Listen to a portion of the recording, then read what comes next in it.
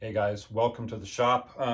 Doing a little mid-run video here, midweek installment. A quick video to explain something that is going to be in my next video as far as bringing our Tri-lam bow to full tiller. So this Tri-lam is at full tiller as we speak, but there is something about the layout that I really feel I need to explain, and that is that this bow was built with asymmetrical limbs, and what that means is this lower limb is 1 inch shorter than the top limb, and this is a quick explanation as to why.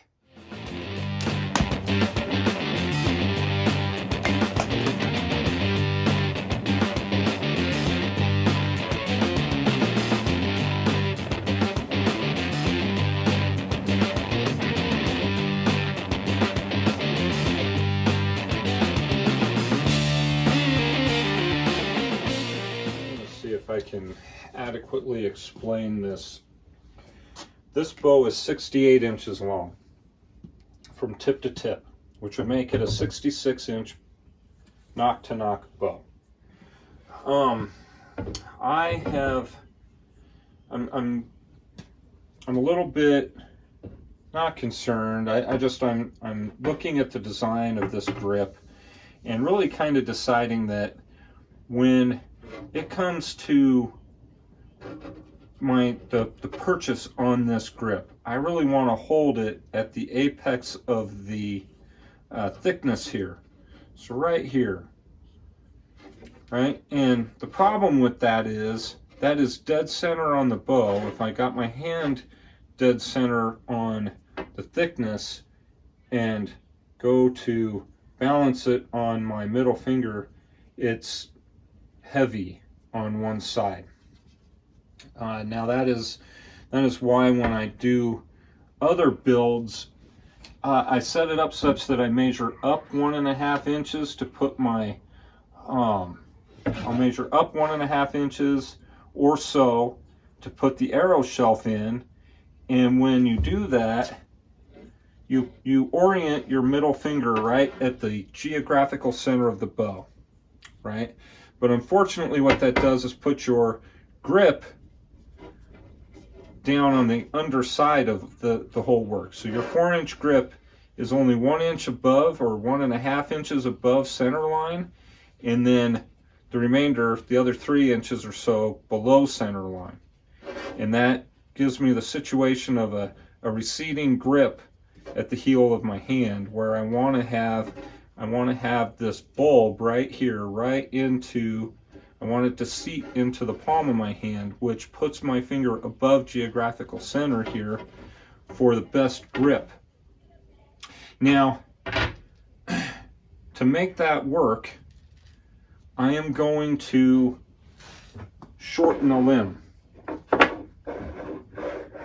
So I got a block here just to keep it standing up. And the beautiful thing about making bows by hand and doing everything you can to try and make them as symmetrical as possible is you're never actually going to get them perfectly symmetrical.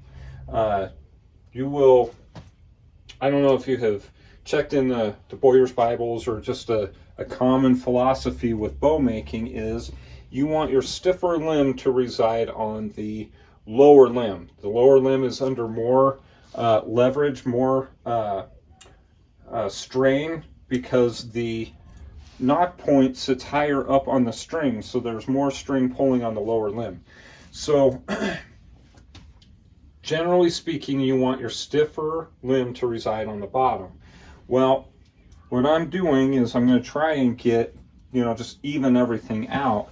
But if I look at the deflection, so I'm resting this on its tips, and if I measure the deflection here, I get to just at the height of that reflex here, I measure 3 inches to the belly of the bow. If I come down to this end, I measure as much as 3 1/4, almost 3.5. So what has happened here is and this is just under 3. So we're talking probably 1/4 of an inch to, well, 3/16 to 1/4 of an inch greater reflex residing on this one limb over here. And what I have done is I have marked it with an X, and I am going to cut 1 inch off of this tip right here, effectively making this a 67-inch bow tip to tip, or a 65-inch bow nock to nock. Now I like to keep my bows even numbered, 64, 66, 68, etc. But in this instance, I will make an exception, and we'll go with a 65-inch bow nock to nock, so that I can take 1 inch off of this end right down here. And I am going to intentionally, right from the very beginning, designate my top limb as this limb over here and my bottom limb down here. And we're going to be tillering uneven length of limbs. So I'm going to have a short limb and a long limb. And if ever you have checked out the text on Hunting the Osage Bow by Dean Torges, he talks about intentionally building your bow with a shorter lower limb. And we are going to design this one as such.